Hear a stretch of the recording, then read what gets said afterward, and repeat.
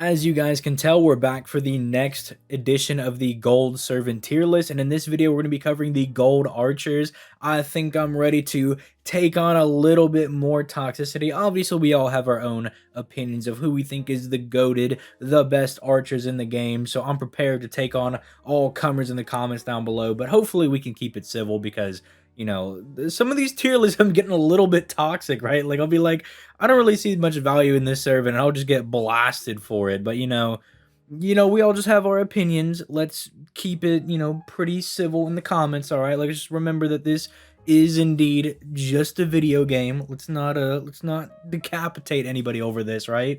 Like, just because I say a servant is better than another one does not mean that I think you're not entitled to your opinion, right? Like, as long as I feel like you have a well-founded opinion, you've given me a reason as to why you think X servant is above Y servant, then I think we can just have a nice discussion, right? But that is why the menace has returned. Now, do not pay attention to the actual tier like names here. Like, I'm just memeing with this, but this is actually just going to serve as like S, A, B, C, and D, right? It's just going to be, those are the actual tiers, right? So if you have not already, consider clicking that like and that subscribe button. Your boy's on that road to 100K. We just hit 11K, so we're getting closer every single day. Everyone's helping your boy out with his hero's journey. So, help your boy out and get into 100K. You can also click that join button.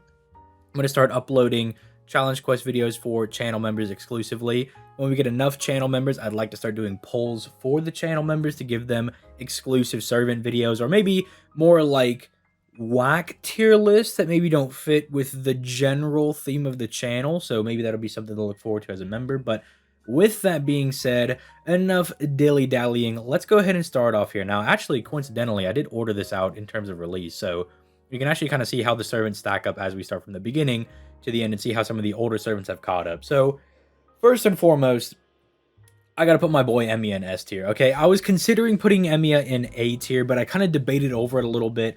And I'm like, he really doesn't have any weak points. Like, Emiya is just a strong overall servant. He's packing, like, he's got a survivability with his dodge. He's packing 3 turns of 100% crit damage and 100% star gen, which is absolutely ludicrous. Like, you guys hear me talk about in the servant videos how 100% crit damage is usually really limited. Like, it's either limited to like 3 attacks for 3 turns, it's limited to a specific card type, like how Scotty specifically limits it to quick crits, or it's just there's some way where they have to find a way to limit getting 100% crit damage because it's super insane. And we'll talk about that later when we get to Super Orion, who's someone that breaches 100% crit damage, and he's one of the best servants in the game because of it. But Emiya just gets free 3 turns of 100% crit damage and 100% star gen, which is insane.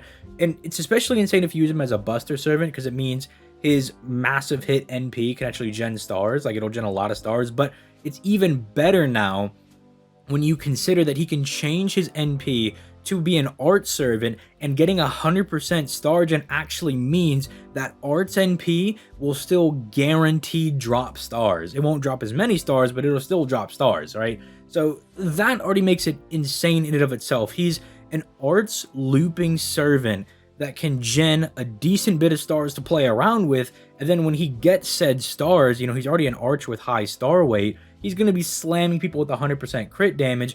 And if that wasn't enough, they also gave him pierce defense on his NP, so he has some viability in fighting really hard bosses as well.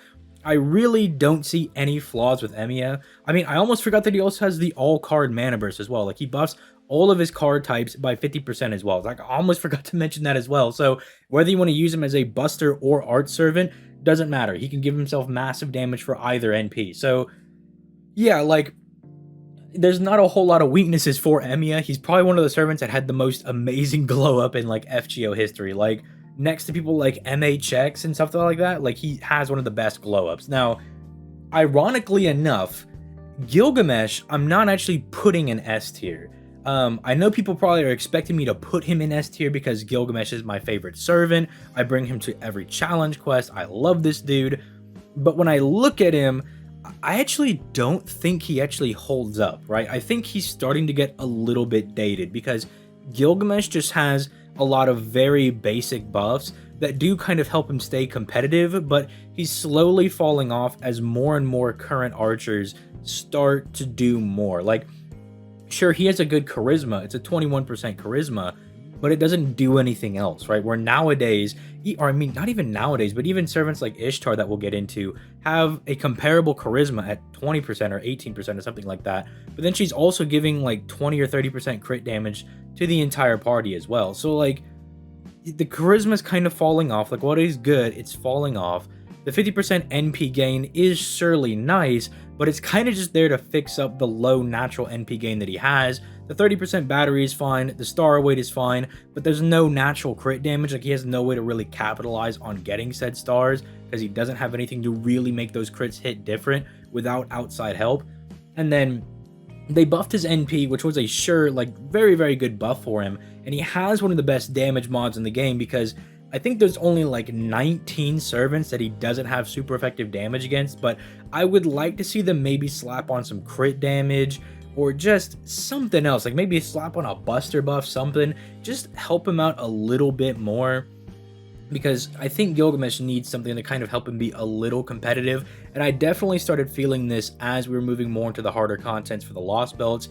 We're fighting harder and harder bosses. I'm noticing that it's still a little hard for him to stay relevant, although, mind you, there are certain boss fights where I've just still kept bringing Gilgamesh, and he did very, very well. Like, namely, I did bring him to that Saber Wars 2 Knights of the Round Table boss fight, and he did really well in there. Like, Gilgamesh is the reason I won that. Needed a little bit of good RNG because Gilgamesh doesn't have a way to keep himself alive aside from killing the enemies, but aside from that, he did do pretty well. But again, I still think that he's kind of starting to fall off.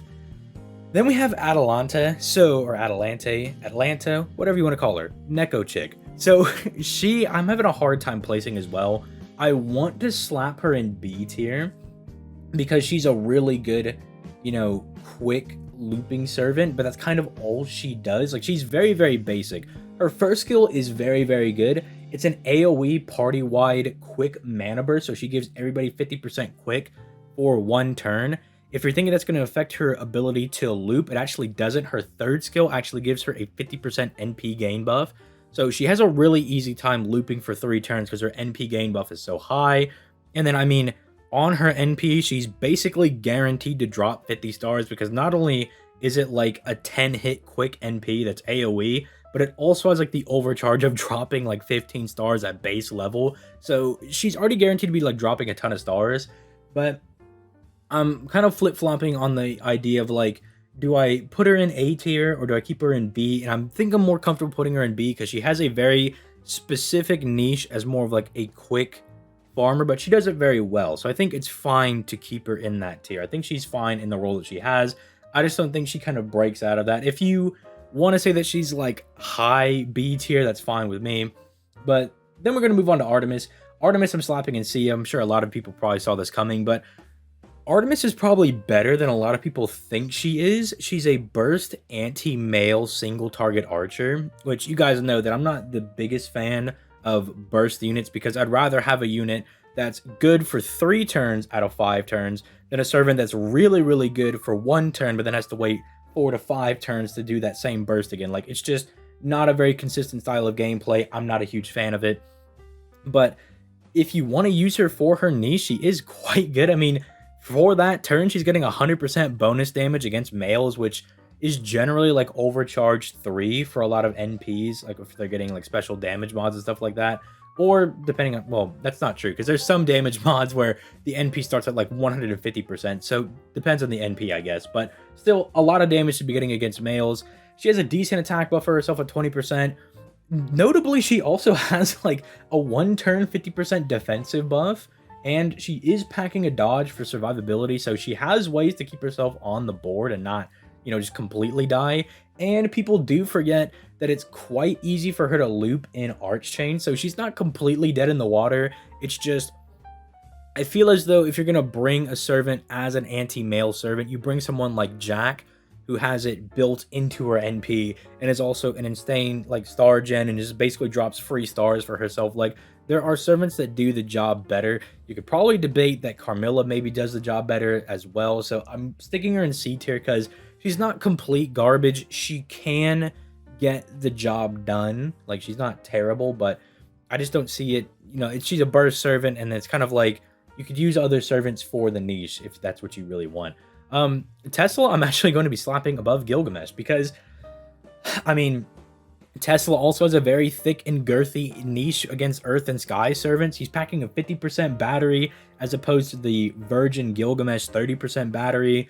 And then people really do kind of sleep on his galvanism skill, but he's giving himself 50% NP gain for 3 turns and the entire party 30% NP gain for 3 turns as well. So even if you're using him with like double Merlin or double Vich, that's going to make sure that they get to their NP even quicker, which you do want for both of those servants. So even like the main supports that you pair with him, that's insanely good. It's actually, I would argue, better than giving them like a standard charisma, because Tesla really doesn't need the extra damage. His damage is fine as is, especially with his damage mod being pretty common. So instead of giving the attack buff that's going to be wasted if you're double buffing him, he's actually giving them something that's very useful. He has a Guts for survivability, Pierce invincibility, just a very good, solid servant all around. I don't want to say he's power crept Gilgamesh, but, he's packing a lot of stuff that Gilgamesh isn't. Then we have Arjuna. Yeah, back to B tier. And I'm going to try to actually order this in terms of like how good they are. I think they are in tier. And yeah, so I am going to put him behind Atalanta, but Arjuna certainly is better than people think he is, but he's not the god that other people think he is, if that makes sense. So some buffs is that he is basically immune to debuffs because he has like 5-turn debuff immunity that, lasts for 5 turns and the skill's on a 6-turn cooldown. He's getting a 20 for 5% like initial battery, and then he refunds his battery every turn for 5 turns, so it gives him some decent NP sustainability, especially with a triple arts deck. His like mana burst is pretty good. Like, I'm a fan of like the 30% buster and 20% NP damage because it's technically stronger than a traditional mana burst, but it only lasts for 1 turn, so it kind of really hurts his consistent damage. And then his NP is really tailored towards getting insta kills. Probably need to rebuff that again, or just buff his 3rd skill to kind of help that out. So he's got like a solid base for being like a consistent buster NPing guy, like a buster servant that can spam their NP, which isn't really the biggest deal anymore because of Tomamovich. But like the grounds for him to be really good are there. He's just not quite there yet. He just needs like maybe a buff for the 3rd skill. Like maybe they make the buster and the NP damage buff 3 turns, slap on like 50% crit damage, and then I think we'll kind of be cooking for him. So I think after that, we could be seeing Arjuna be a bit better, especially because he does have a pretty decent crit generation skill. So, we do that and he'll be definitely cooking a bit better. Tristan is someone I think is also pretty slept on as well. It's kind of hard for me to place them near each other because he's single target, she's AoE, but I do think Tristan is kind of slept on. Dude, his Harp of Healing skill is like pretty nasty now because it clears the entire party's debuffs and gives everybody a hit of dodge. He's packing a 50% battery, and I mean, sure, he has the weird NP seal on that, but I mean, he has the debuff cleanse now, so basically free 50% battery. He removes enemies' buffs on his 3rd skill, and then he has Pierce dodge and Pierce defense built into his NP. Like, Tristan, unironically, is pretty crazy right now. Like, he already had the basis for being pretty good, but then the little buff to his Harp of Healing skill, and then, his NP just being pretty godly now, it just makes him a really solid, like, probably your go-to single target quick servant. Or not quick servant, but single target quick archer, unless, you're really cultured and you're using someone like Sith, like me. But yeah, it makes Tristan really, really good. Like, he's probably going to be the go-to for a lot of people, especially if you don't have somebody like Calamity Jane or Sith sitting in your back pocket. But even then, like, I could see you maybe reaching for Tristan over someone like Calamity Jane. So, but, we'll talk about that in just a little bit. Next up, we have Scortoria. Pretty easy S tier servant. Now, I'm going to put her a little under Emiya because I think Emiya just actually has, like, little to no flaws. Where I do think that despite Scortoria being an S tier servant, they maybe could give her an update here, maybe sometime in the future, just buff one of her skills, maybe, I don't know, give her something that makes her do a little bit more damage, maybe buff her NP just a little bit, something like that could be pretty cool to do, just something minor to give her, because it feels like there maybe can be like something they could kind of grant her to make her a little bit better, but she's already pretty insane. I mean, she's giving the entire party 18% attack and 20% defense, both for 3 turns, so she's making the party hit a little bit harder, and she's keeping them a little safe. She also has a fat 5k heal. Normally, I don't point out heals, but a 5k heal is pretty notable because that's like a third of her HP. It does cost 10% of your NP, but I mean, if most of you guys have used Squirtoria, you know that she is an insane looper anyway, so that does not matter. She definitely has NP to spare, and her NP is also pretty crazy. It has one of the effects that I really love on an Arts NP, and that is the Drain NP mechanic, because Arts NPs are meant to be spammed, especially in Squirtoria's case. You are spamming it all over the place. So you're definitely suppressing the enemy's NP gauge. And this is back in a time when it was like Squirtoria and double Tamamo. Tamamo also has the NP drain skill. So that team comp was literally like you're fighting a Saber or a Berserker boss and they're never NPing. Like you just got to worry about their face cards or potential crits. But other than that, like she's super dummy good. And then if that all wasn't enough, she also refunds at bare minimum 20% NP on her NP's overcharge. Like I think I've said enough. Like she's already really, really dummy good. Like Squirtoria is definitely pretty insane. Deserves to be up here. And then somehow this servant came out with this servant in the same summer event. Somehow they're in the same event. Like I can say they have a good charisma. Like it's decent, but they're a crit archer with no crit damage. And then they have the bad low HP gimmick. And I say it's bad because you don't want to be at low HP in FGO because you're about to die, right? And you can get obliterated at any moment. So it's a very bad mechanic unless you have something like Heracles' like 5 gut skill that he has now, where you can basically guarantee that you can always sit at low HP. Like if they built her like that, then it'd be much better. But without sustainability or just insane luck with necromancy, it's not a good niche to be in. And so they're just severely lacking in so many areas. Like first of all, let's get them some crit damage. Let's give them like a secondary buff. I don't even care what they give them. Give them a niche against pirates, dude. I don't care. English people, whatever. Just give them something, man. They are starving for a buff. Now, with that being said, we can swap back over to a really, really good AoE archer in Ishtar. Now, contemplating whether or not I want to put her in S tier or keep her at the very top of A tier. I'll see how the list is shaping out later, because I know there's certain servants that I know are going to be in S tier as well. So I'm kind of contemplating if I want her to be up there as well, but I have her in A tier right now. And that's just because she has a strong offensive charisma that I mentioned earlier that gives you 20% attack and is giving you the crit damage as well to the entire party. She has a 50% battery, which is insanely good. You guys know that 50% batteries are just the chef's kiss. We love that. And then she also has a good chance to get not only an invincibility buff, but pierce invincibility. Can see that as a demerit that it's not guaranteed, because you might really want the invincibility or the pierce invincibility and you have a 1 out of 5 chance of missing it. It doesn't sound all that bad, but we all know FGO, you can have a 9 out of 10 chance to get a guaranteed critical hit, and then you miss the critical hit, right? We've all missed 90% crits, and we've all gotten 10% crits before, right? Like, it happens all the time. So it can be a little annoying here and there when you really need it. And then she just has like an absolute Ooga Booga NP that gives her buster damage on overcharge that scales from 20 to 30 to 40%. And the reason I mention overcharge is that I'm going to be mentioning it for some buster servants, because buster servants with people like Himiko and Morgan, who are also buster servants, give buffs specifically for overcharge. So it's actually shaping buster to have this niche in this gimmick for higher overcharge levels. So I'm going to start mentioning that for buster servants since they kind of have that.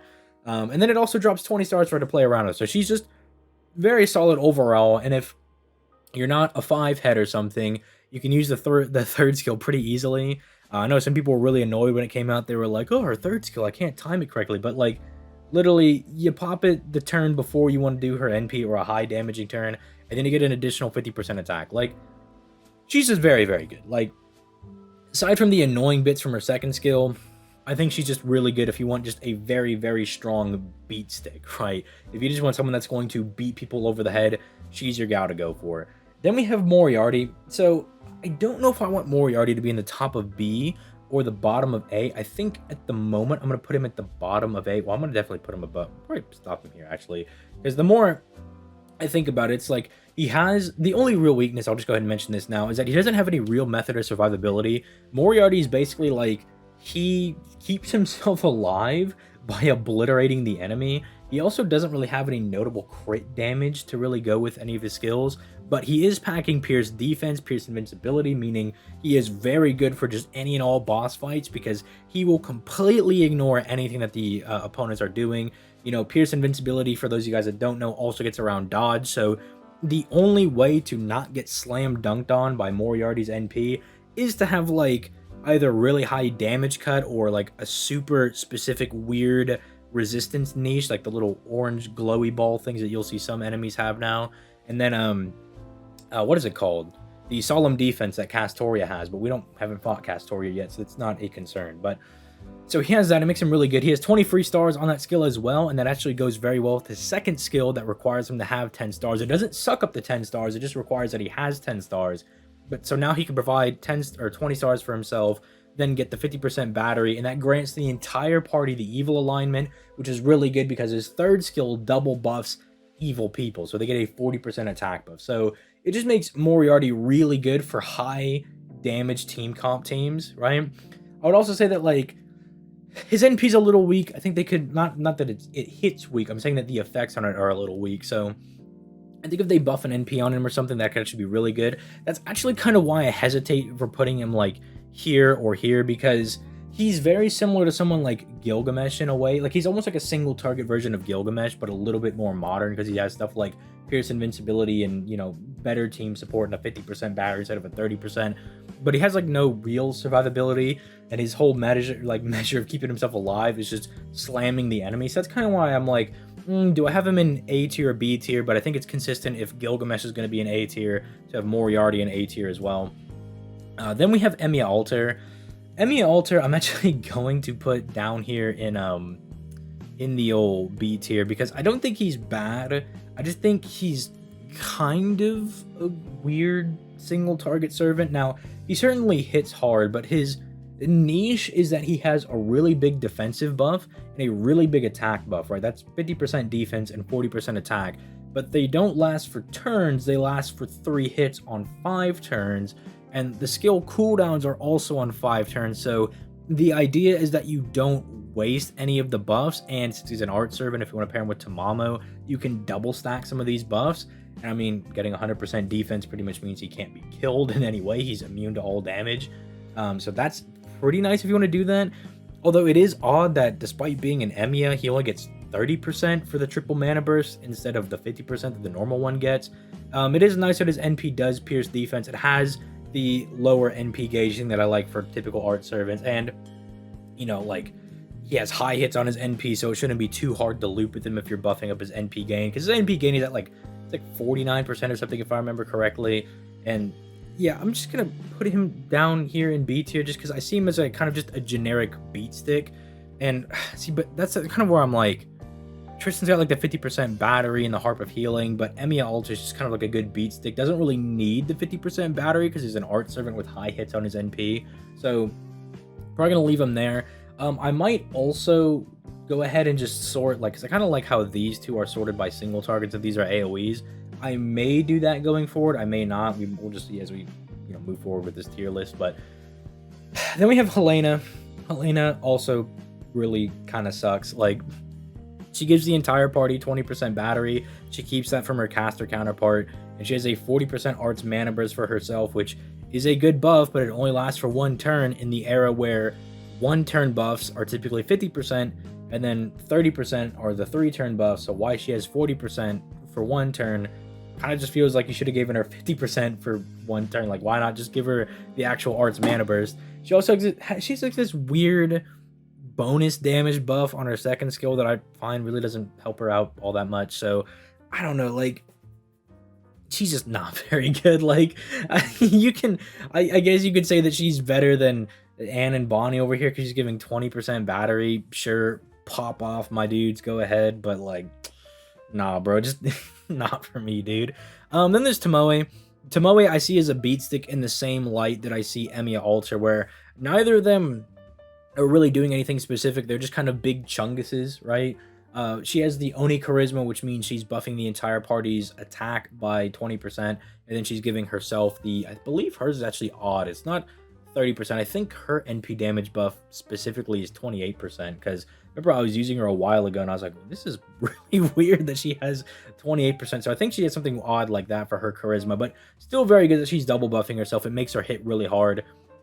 She gives the entire party 50% star gen as well, which is pretty notable because she's supposed to be a crit archer as well. Unfortunately, she doesn't have any crit damage built into her kit, so that's why I kind of find her to be a little bit lacking. If they gave her a crit damage buff, I'd be fine putting her in A tier and putting her like above some of these other people. But yeah, aside from that, because I mean, she does have the guts for like good survivability, and she buffs her max HP, but then her NP also kind of has the weak fire niche, right? And then it has the spread fire niche. Ooh, we're getting ship damage in here, which you guys know I'm not a huge fan of like the burn, curse, or poison niches, right? Like I just prefer to slam the enemy. Like, why am I gonna waste my time with like little bits of chip damage here and there? But give her a crit damage buff and I'm fine bumping her up. Ironically enough, we have like kind of just like a solid quick buster and art servant here for single target. I think that's kind of funny that they all ended up there.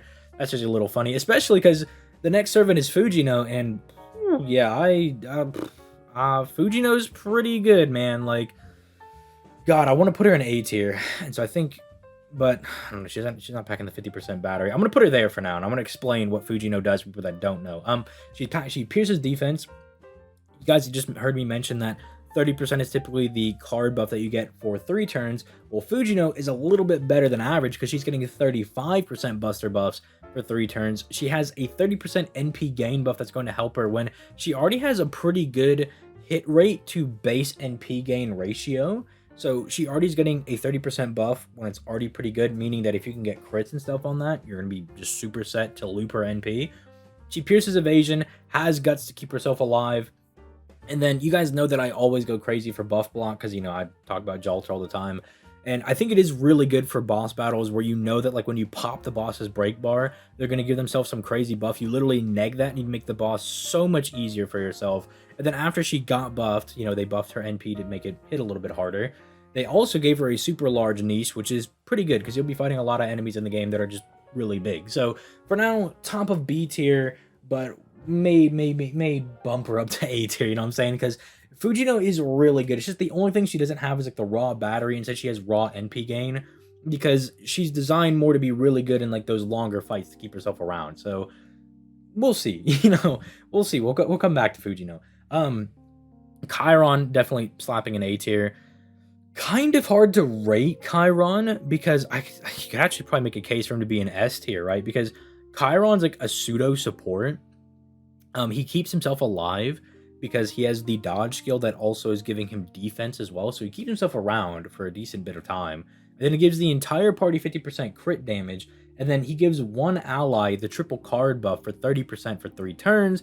And then he removes defensive buffs on his NP. So he's very good if you want a more offensive-oriented support type servant because you can always just put him at the beginning of every NP to be like, oh, the enemy has a invincibility buff. Well, Chiron will get rid of that, and then my second servant can attack, and that means they'll actually do more damage because they'll get the overcharge. And I'm assuming that you're using a servant that has a decent overcharge mechanic, so it just makes him really good for those scenarios and just those good setups. And you can just kind of splash one in your team, right? You can be using like, you know, Merlin, let's say like Emiya right here, and then you can just splash a Chiron in there, right? That also gives you an extra arts card for your team comp. Although in a Merlin, Emiya, Chiron comp, you really don't need the extra arts card because Emiya and Merlin both have triple arts decks. But you guys get what I'm saying. So I'm going to put him here for now. It's hard for me to rate him up here. Like, I know I want him up here because he's definitely really, really good, right?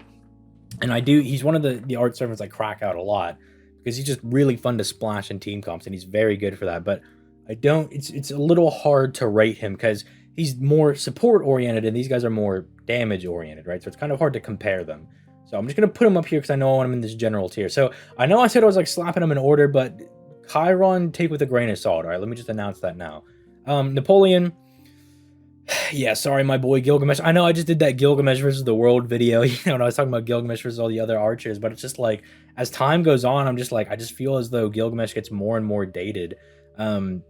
Napoleon, I do think Tesla beats him out a little bit. This is kind of my personal opinion. It's like me valuing the the 50% battery and his damage mod just a little bit more. But not to say that Napoleon's is bad. Napoleon has the anti-divine niche, which you could, I think, actually, it's not even arguable. I think it is just more generally applicable because that applies to servants and enemies in the game. It's just, I feel that people kind of gas up Napoleon a little bit too much because of his first NP. Because if you guys don't know, on his first skill, he double buffs his damage. So he gives the entire party 20% damage.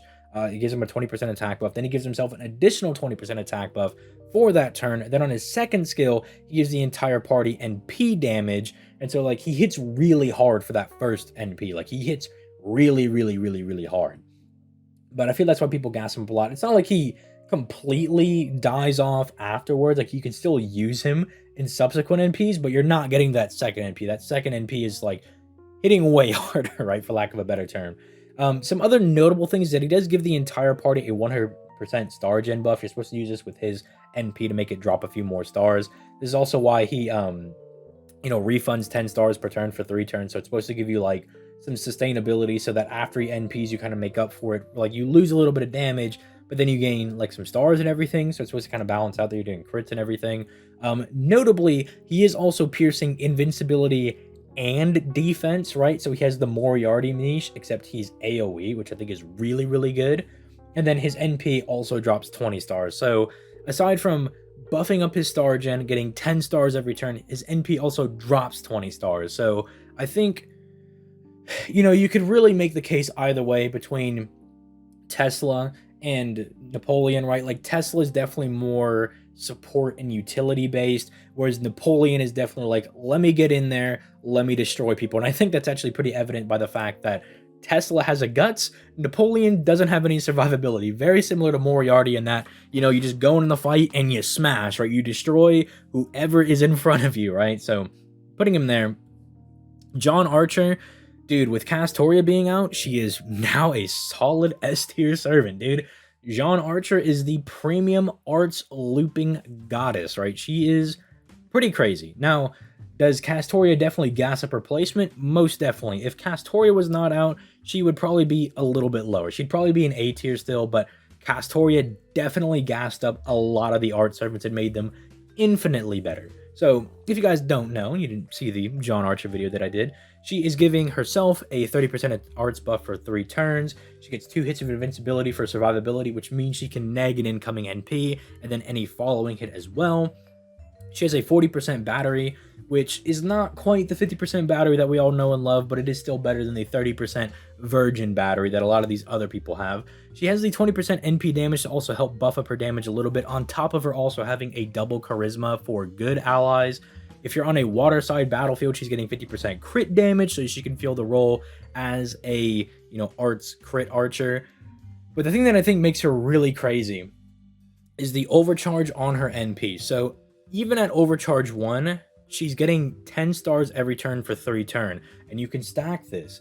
So you can start stacking multiple instances of this and have Jeanne just have, like, perpetually, like, dropping 30 stars per turn, and as an art servant that can refund their own stars, that is invaluable. That is, like, super, super godly, right? It's a reason that I think Zenobia is also really good, and we'll talk about her in a little bit.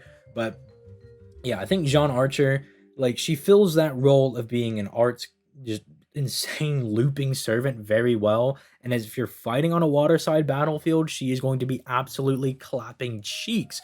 Now, the only thing I want to see from her is maybe a buff that gives herself the waterside buff, like she can grant it to herself, or I want to see a CE or a, like, art support servant that can give her that buff. I think something like that would be really good and would make her absolutely crazy, so then you can pretty much guarantee that you're always going to be getting that 50% damage. Now, Ashwatthama, so we have the virgin single targets right here, right? Then we have, like, Chad Brunswick over here, okay? Like, we have absolute Giga Chad, all right, bro? We have some NFL quarterback over here, man. This dude came from India, moved to the NFL, and just tackled all the other servants, right? He beat them all up. Like, I don't follow football very much, but, like, there's my analogy. He has a 30% battery, and then he has 2 really insane buffs for his Buster and his Quick card. So he buffs both of them by 30% for 3 turns. And then when you attack with your Buster cards, you lower the enemy's defense by 20%. This does stack up to 3 times. And then when you attack with your Quick cards, you get a 30% quick buff or quick crit buff for 3 turns, and he has a passive 12% crit damage on top of that as well. So you're really getting 42% crit damage when you attack with your quick cards. He's immune to mental debuffs, so you can't be stunned, charmed, put to sleep, none of that nonsense. He removes defensive debuffs on his NP. Unfortunately, it doesn't activate first, but it's still very nice. You know, if you want to have him use the NP more as utility, like you toss the donut at people to remove their buffs and then just slam them with Buster or quick crits.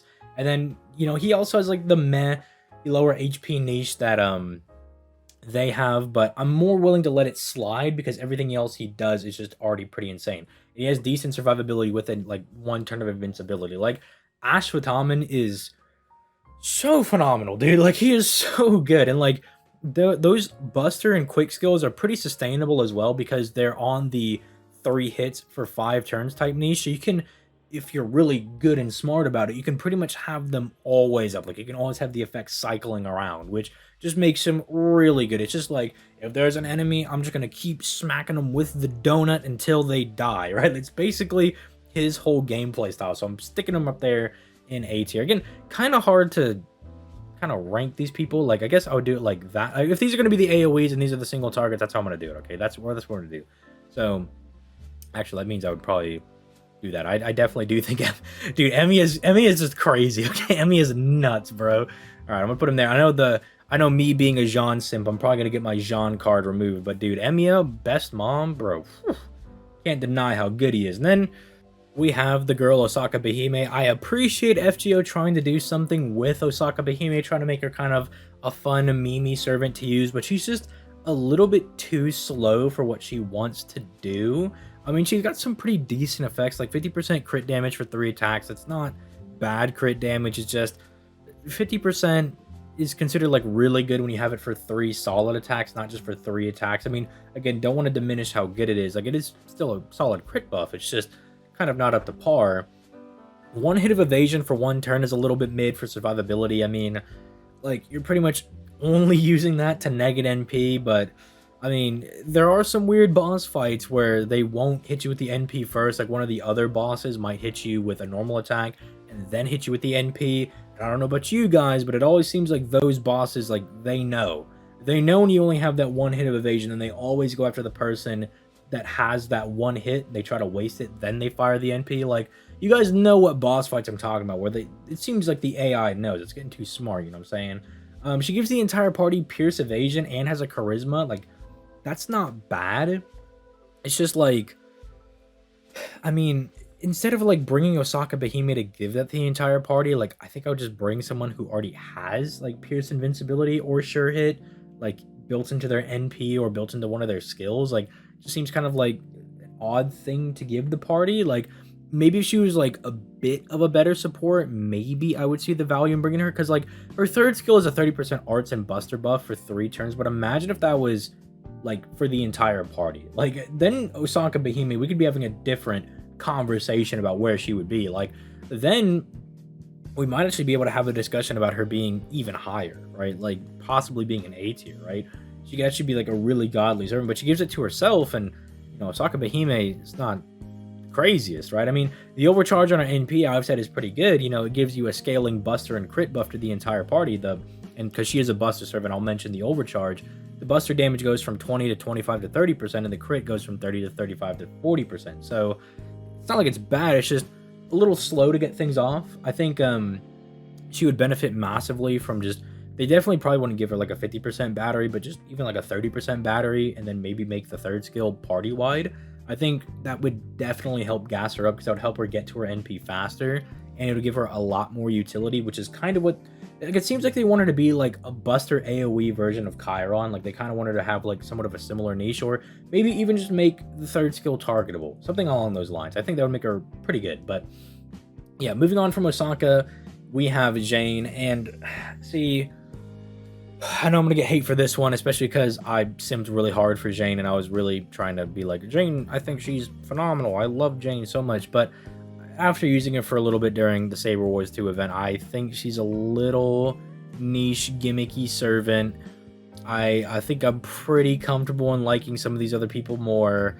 Definitely doing the Chiron versus Jeanne video, that also definitely something where I was like, I don't think she's quite this top A tier Keck material, which that's probably going to be a hot take for some people, because I know a lot of people really like Jeanne. They were like, no, she's way more broken than Chiron. But I don't know, like, first skill is kind of dead. She has a decent charisma with the 10% battery that she gives to everybody, and she drains, you know, NP gauge from the enemies. Like, that's pretty good.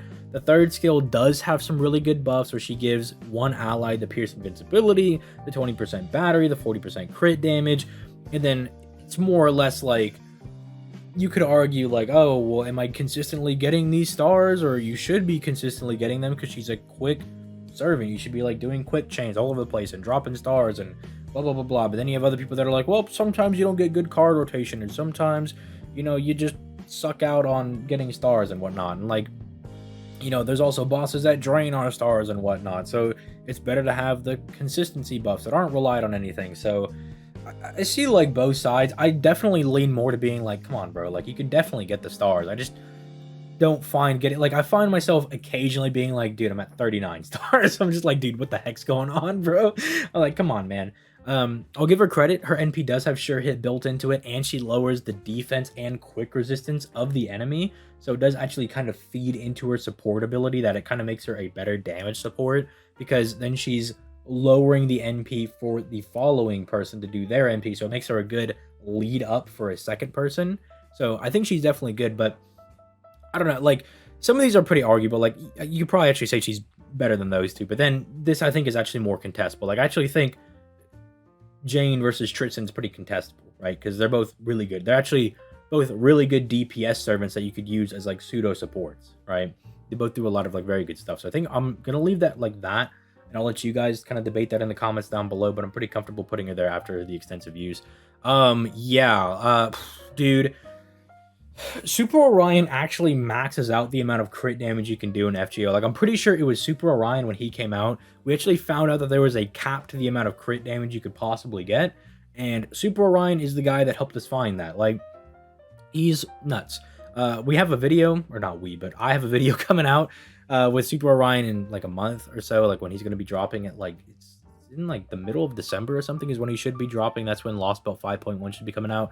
So I'm not going to talk about him too much here, but like, dude, just know that like his overcharge on his NP gives him 100% crit damage. Like, and then he has another skill that gives him Ooga Booga crit damage. And he's got like the Star Weight and the Buster buffs and like the anti-damage mods against like a Wild Beast. Like, he's just insane. You know, he has debuff immunity. He's just a crazy guy. Provides his own stars, like star refund. Pretty spammable NP because he's critting all over the place. Like, just nuts. Okay, like, people might be like, oh, Metatard putting him up there, but it's like, dude, he's definitely one of the best servants in the game. Like, he's really good, and you're a clown if you don't think he's that good. Sei I actually came around on recently. I actually, before I made this tier list, I probably would have said she's like a B or C tier servant, but then I went back and, you know, did a little bit of research before this video, and yeah, I'm actually pretty convinced that I want Sei to be an A tier. Like, I think Sei does a lot of really good things for the party. She has a charisma that gives the entire party 10% NP every single turn for 3 turns, which I think is really good, giving them attack and sustainable NP. I think is very good. She has very solid survivability with 3 hits of evasion, which is basically the coup dodge skill, except it does have a 3-turn restriction. She does have like what I would consider probably weak crit damage, right? Because she only has 30%, but I would be lying if I didn't note that her passives give her like 10% crit and star weight as well. So technically she has 40% quick crit damage. So that's pretty good, especially because she's a quick servant. You're predominantly going to be using her with her quick crit. So, and 40% for 3 turns is definitely not bad. It's not 50%, but it's definitely a bit more passable. She does have the 30% quick damage buff, which I think is pretty good. 30% for 3 turns is definitely fine, especially because she's packing a 20% battery. And then, as a lot of people probably know, she has just insane anti damage niches. Like, she has niches against neutral servants, shadow servants, and anti-man servants. Like, it's just all pretty crazy. She also is immune to charm as well. She has a 100% charm immunity, so that's also pretty good. So decent support that also can buff up her damage a lot with all of her niches. I think she's actually really, really solid. So I'm definitely came around a little bit more on Sei, but then we'll talk about Emiya. Emiya, kind of go back and forth on how good I think she is, because like when you initially look at her, you're just like, is she good or is she crazy? Like, and I flip flop on it all the time because she has 100% crit damage for 1 turn, and then also has another 50% crit damage for 3 turns. So for 1 turn, she has 150% crit damage, which is really good, and then 50% for the next couple of turns, which I mean is still pretty solid. You know, like 50% is like the kind of like neutral standard for crit damage. She's like a 30% battery, 30% NP gain buff with, at baseline, a 30% quick buff because she gets 20% from a skill, and then her NP gives her 10 to 50% depending on her overcharge level. And then she has a charisma for child servants. NP has built-in sure hit. Like, she has a lot of like really good things built into her NP. So like I really wanted to put her in here because she's like, you know, she's like, oh, she's like a looping servant like Atalanta, but I was like, no, I think she's more of like an updated version of Atalanta. If that's kind of what I think. Like, she got the NP gain, the scaling quick buff. Granted, she doesn't have as much NP gain, and she doesn't have as much of an initial quick buff as Atalanta, but you can definitely get her higher than Atalanta's quick buff, or comparable to it if you're at overcharge level 3. And then she has just the insane quick damage to, not quick damage, but crit damage to boot as well. So I'm going to give her that. Definitely have no problem putting her up here, just more of an updated version of her.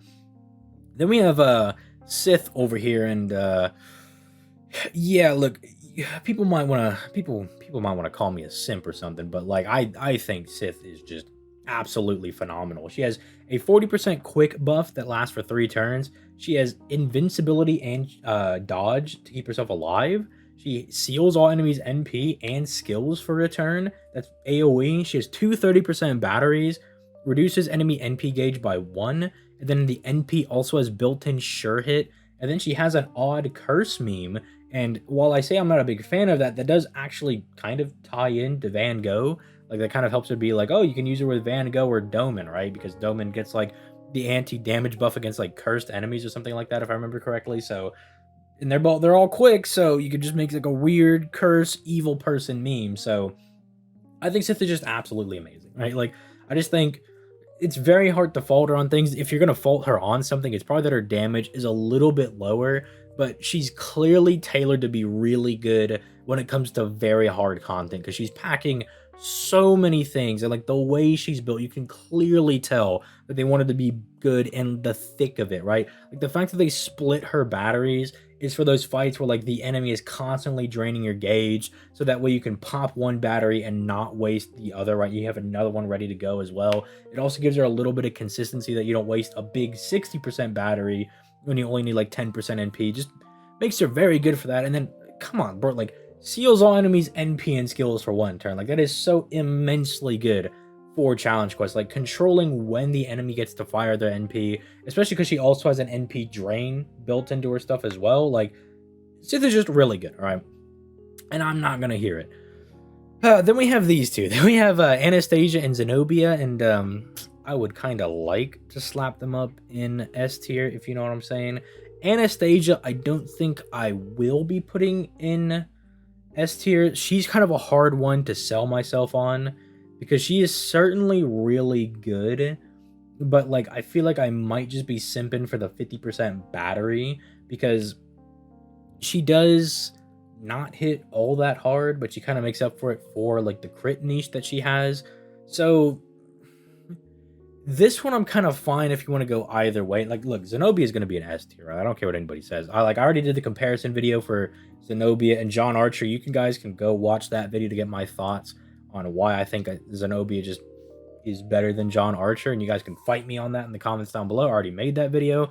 But Anastasia, she's one I could kind of see you putting in either tier, but like I feel like I was gonna say I feel like you gotta kind of carry Chiron with her, because I also think Chiron, like, if they're on 2 banners, right, like who would you go and summon for? But then that kind of gets into the problem that, like, well, Chiron and Anastasia are both different servants. Like, Anastasia is a single target, you know, looping boss killing servant that also has some farming utility because she's a 50% battery for those like really odd nodes, whereas Chiron is definitely more of a team support servant. So it's like it's really hard sell to tell you to go in either direction.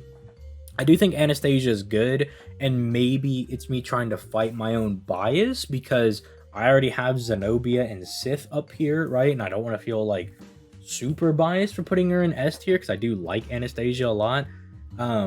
but I think like her damage maybe holds her back a little bit.